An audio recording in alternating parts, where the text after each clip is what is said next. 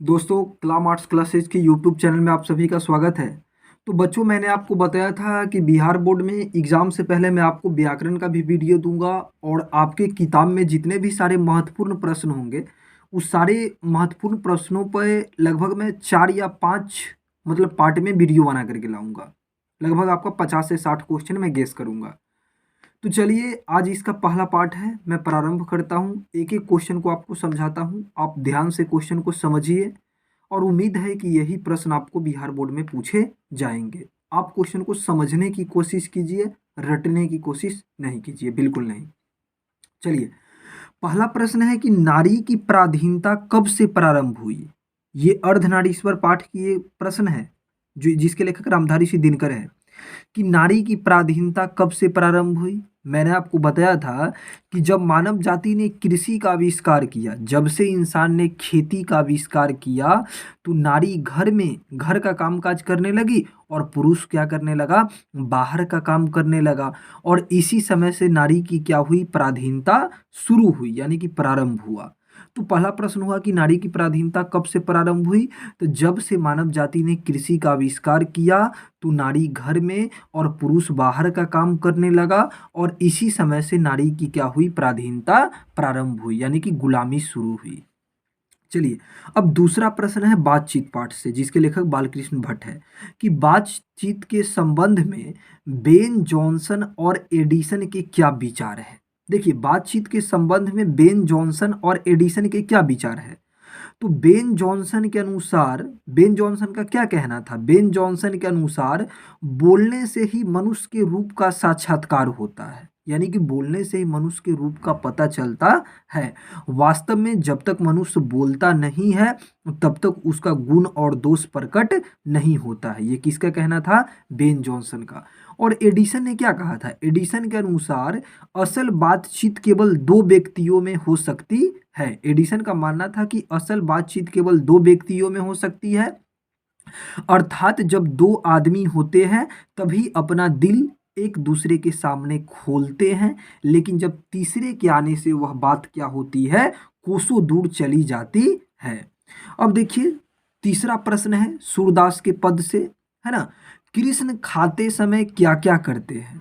मैंने आपको सूरदास का पद पढ़ाया था कि सूरदास जी वात्सल्य रस के सम्राट है और सूरदास जी के दोनों पद में किस रस की व्यंजना हुई है, वात्सल्य रस की व्यंजना है।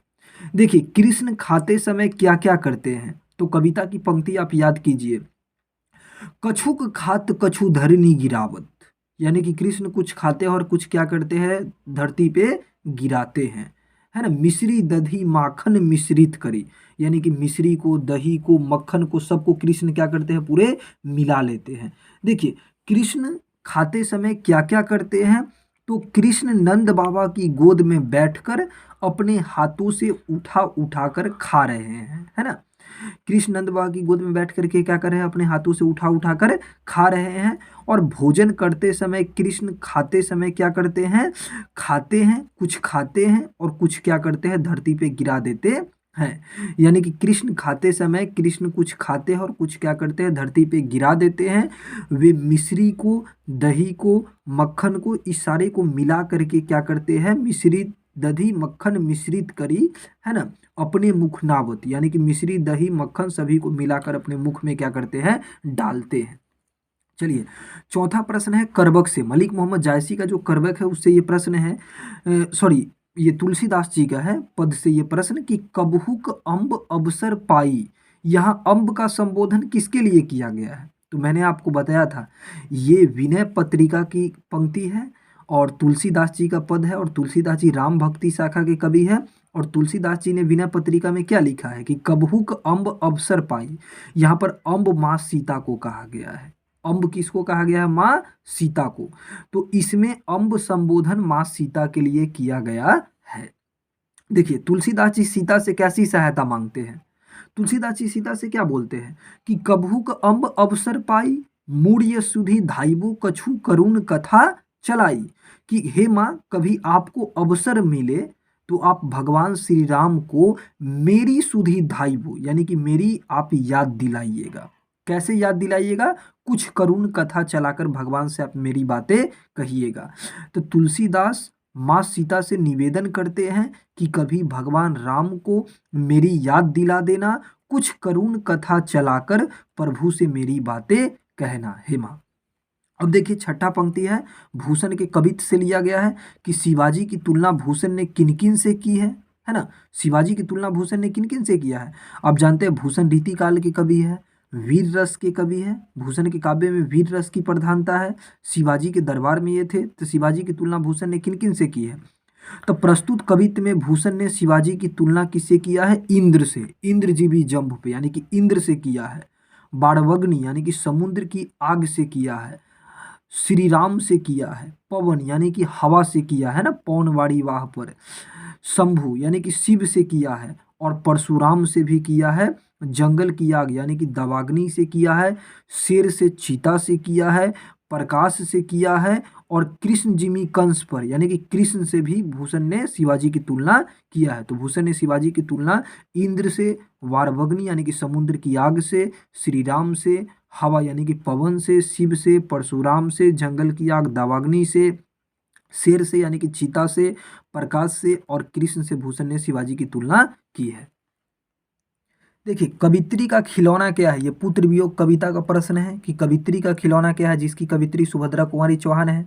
कवित्री का खिलौना क्या है, तो कवित्री का खिलौना उसका बेटा है। मैंने आपको पढ़ाया था कि आज दिशाएं भी हंसती है उल्लास विश्व पर छाया, और मेरा खोया हुआ खिलौना अब तक मेरे पास न आया। मतलब कवित्री का खिलौना उसका पुत्र है। तो देखिए कवित्री का खिलौना उसका बेटा है, पुत्र है। बच्चों को खिलौना प्रिय होता है, उसी प्रकार कवित्री माँ के लिए उसका बेटा उसके जीवन का सर्वोत्तम उपहार है, इसीलिए वह कवित्री का क्या है, खिलौना है ना। कवित्री के लिए प्रिय है, जैसे बच्चा को खिलौना प्रिय होता है तो कवित्री माँ के लिए अपना पुत्र भी क्या है, खिलौना के समान प्रिय है। प्रश्न 8, बिस्नी मानक को लड़ाई में क्यों भेजती है। ये सिपाही की माँ एकांकी से है, जिसके लेखक मोहन राकेश है। तो बिस्नी मानक को लड़ाई में क्यों भेजती है, बिस्नी मानक को लड़ाई में इसीलिए भेजती है ताकि मानक जाएगा लड़ाई करने, तो मानक लड़ाई करके आएगा तो कुछ पैसा कमा करके लाएगा, और मानक कुछ पैसा कमा के लाएगा तो उसकी बहन मुन्नी का क्या होगा, विवाह होगा। तो बिस्नी की पुत्री मुन्नी जो ब्याहने योग्य हो गई थी और 6 महीने साल भर में उसका विवाह करना था, तो साथ ही घर की हालात भी क्या थी, बहुत खराब थी। मानक के अलावा घर में कमाने वाला कोई नहीं था, और मानक पैसा कमा कर लाए तो मुन्नी का हाथ पीला होगा, अर्थात मानक जब पैसा कमा के लाएगा तो ही मुन्नी का विवाह होगा। इसीलिए बिस्नी मानक को क्या करती है, लड़ाई में भेजती है। देखिए अगला है कि विद्यालय में लेखक के साथ कैसा घटनाएं घटती है। ये आपको जूठन पाठ से लिया गया है, आत्मकथा जो ओम प्रकाश वाल्मीकि का है। विद्यालय में लेखक के साथ कैसी घटना घटती है। मैंने आपको बताया था कि जब लेखक विद्यालय में जाता है स्कूल में पढ़ने के लिए, तो एक दिन हेड मास्टर उसको अपने रूम में बुलाता है, पूछता है तेरा नाम क्या है, तो बोलता है ओम प्रकाश वाल्मीकि। तो हेड मास्टर कलीराम बोलता है तुम तो चूहर हो, यानी कि चूहरा हो तुम एक काम करो, ये क्या बोलते हैं, शीशों का मतलब डंटी तोड़ करके, डाल तोड़ के झाड़ू बना के पूरे स्कूल का ग्राउंड को साफ करो। 2 दिन करता है। एक दिन लेखक जाके क्लास में पीछे बैठा रहता है, हेड मास्टर आता है, लेखक को तीसरा दिन उठा के बरामदा पे पटक देता है, बोलता है चल सारा स्कूल का सफाई कर। तो विद्यालय में लेखक के साथ कैसी घटनाएं घटती है। लेखक जब विद्यालय पहुंचा उसके साथ अमानवीय व्यवहार किया गया। एक दिन हेड मास्टर कलीराम ने लेखक को बुलाकर चूहरा कहकर उसका क्या किया, अपमान किया, है ना। उसके बाद आदेश दिया कि शीशम की टहनी से झाड़ू बनाकर पूरे स्कूल को साफ कर दे। यह काम दूसरे दिन भी करवाया गया, है ना, यह काम दूसरे दिन भी कराया गया। तीसरे दिन लेखक चुपचाप कक्षा के कोने में जा बैठा ताकि आज कम से कम वह पढ़ लेगा, लेकिन हेड मास्टर उसकी गर्दन दबोच कर कक्षा से बाहर लाकर बरामदे पर पटक दिया और कहा सफाई कर। लेखक के पिताजी साहस के साथ उस दिन हेडमास्टर का सामना किए थे। देखिए अब अगला है, हरचरना कौन है, उसकी क्या पहचान है। ये अधिनायक कविता से लिया गया है ना। हरचरना आप है ना कि मतलब अधिनायक कविता में है ना कि मतलब हरचरना जिसका गुण हरचरना गाता है ना, वह कौन, भारत भाग्य विधाता है जिसका गुण हरचरना गाता है। तो अधिनायक शीर्षक कविता में हरचरना एक आम आदमी यानी कि गरीब छात्र है जो फटा चीटा कपड़ा पहनकर राष्ट्रगीत क्या कर रहा है, गा रहा है। तो हरचरना कौन है, तो हरचरना एक गरीब आम आदमी का प्रतीक है। गरीब छात्र है जो फटा चीता कपड़ा पहन करके राष्ट्रगीत में क्या कर रहा है, भारत भाग्य विधाता का गुणगान कर रहा है, वो एक आम जनता की पहचान है।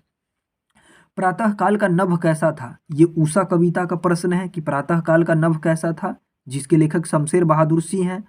तो प्रातः काल का नभ कैसा था, तो प्रातः काल का नभ नीला शंख के समान था। मैंने आपको पढ़ाया था, प्रातः काल का नभ नीला शंख के समान था।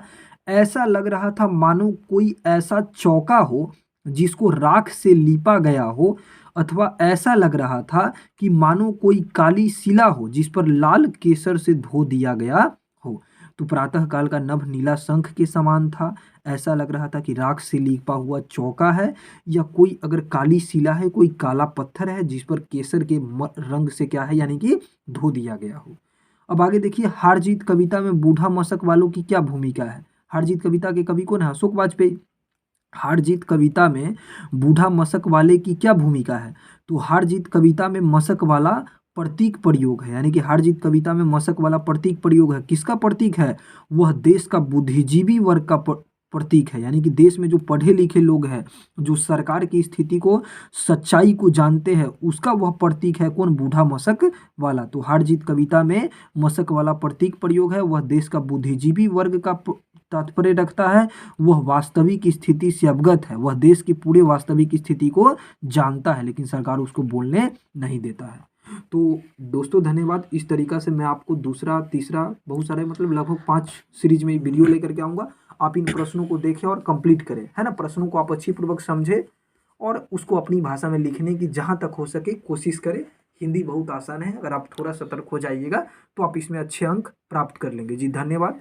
कला मार्ट्स क्लासेस चैनल से जुड़े रहे।